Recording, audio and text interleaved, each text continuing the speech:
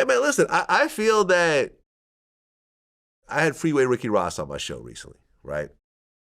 And he allegedly made close to $2 billion in drug money. And his plug was one of the biggest drug dealers ever. And at one point, his plug started working with the feds against him and ended up giving him life in prison. And he went to prison. He couldn't read, right? He had to teach himself how to read. And he said for the first couple of years, he was really, really angry because he said, this guy Blandone, he had been to his house, met his family. They made hundreds of millions of dollars together. They were best friends. And then this guy turned against him and put him in jail for life at the time. And one day he woke up and said, why am I so angry? Because somebody told on me.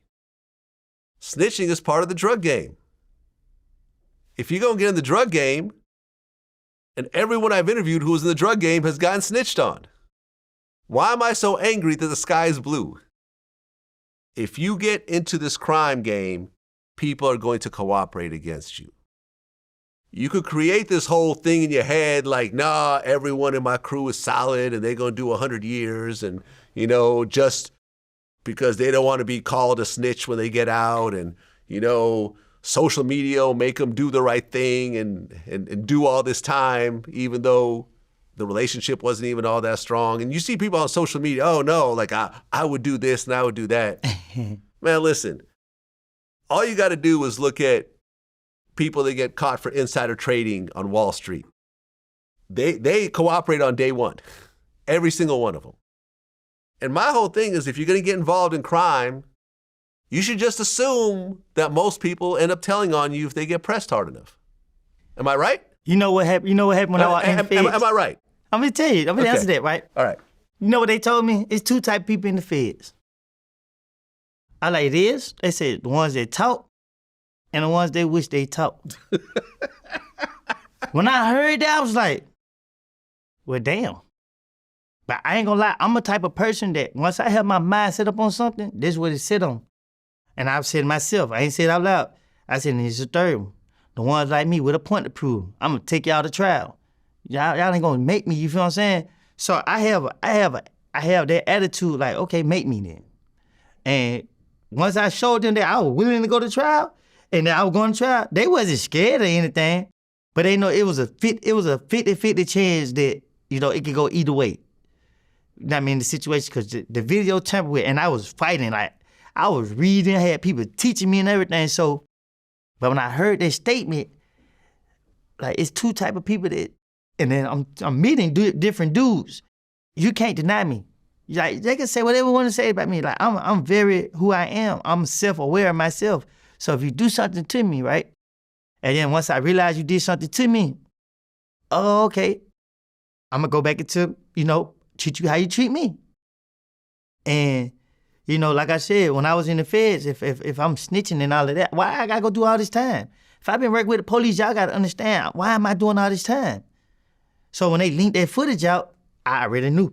They already see I'm willing to sit in jail. Oh, this nigga scared of jail, so why would I go to plead the fifth and go risk going back to jail?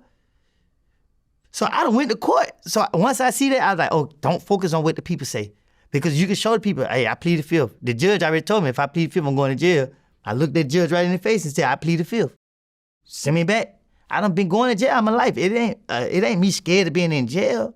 You know what I'm saying? It's just the thing is, hey, I'm going to love you as much as you love me. You feel what I'm saying? And, we have moments in our life where, this is what it is. Nobody ain't never just come to me and be like, nigga, go to jail. Because people know how I would get. You know what I mean? I would get like, you know what I mean? Like, how y'all want to play it? You feel what I'm saying? Not with anybody, because it's just like, this is my life. I'm aware that I'm going to die one day. You know what I mean? I'm going to die from old age and raise my kids up.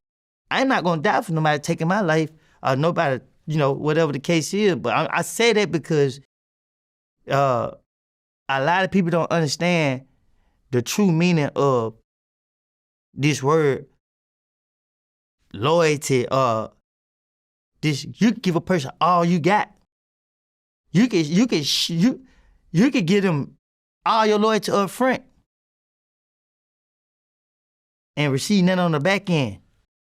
Well, look, I've never defended this whole, never cooperate, never talk to the police. Like people like Tony Ayo come on the show and say they've never called 911. But I'm not gonna promote it.